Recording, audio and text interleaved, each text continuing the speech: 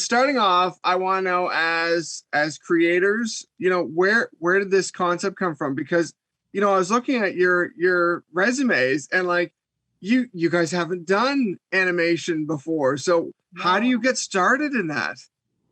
That's a fantastic question. I think we're still figuring it out. Yeah, if you find out, you let us know.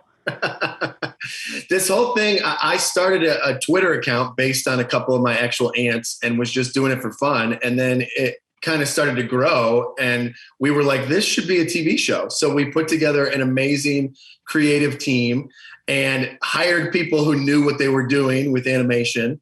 And now we've got 16 episodes.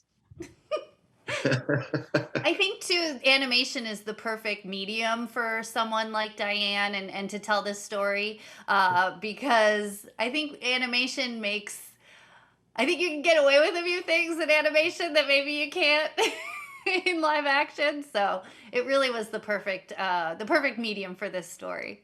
For sure. Well, now here's the next question. Starting with you, Katie. How do you pick your character? Because obviously, I'm assuming when you start out, you kind of get a concept of who you want to play. Is that how it worked?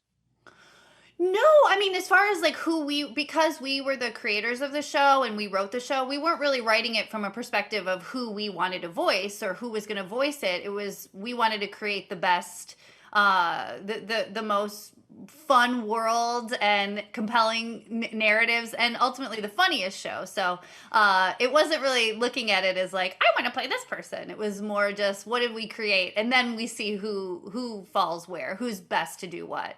But it helped that we all had some great Chicago accents in our back pockets. Yes, that's very true.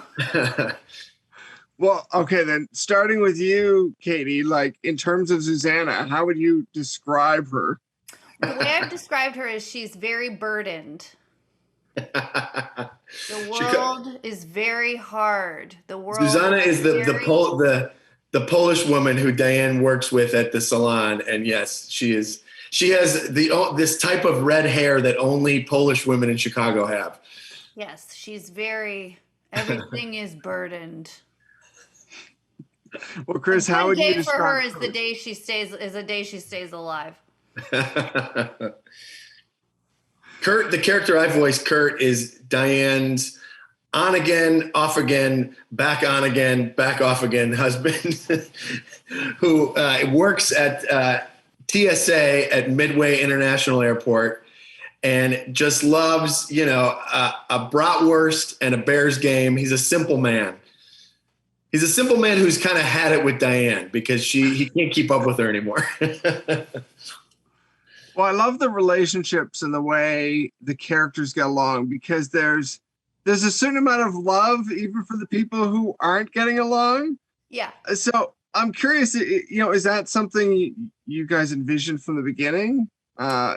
If you want to chime in on that? I think the way that these characters are with each other is sort of the way that we are with Chicago, right? Where we can make fun of Chicago, we can hate Chicago, but if you say it, I'll kill you, Right. So that's how these characters are with each other. It's like, we can hate each other and make fun of each other, but if anyone messes with our family and our friends, they're done. Totally. Well, Chris, for your side of things, in terms of, what you contributed to the show, do you have a favorite element that maybe, you helped add to this in particular? Is there something you can point out? I know it's difficult to point out particular details, but it was truly such a collaborative thing that I think the coolest part is like, there'll be a great joke and we like forgot who wrote it, like, oh my God, that joke's so funny. I forgot who even came up with it because it was such a collaborative, like sitting in the writer's room every day.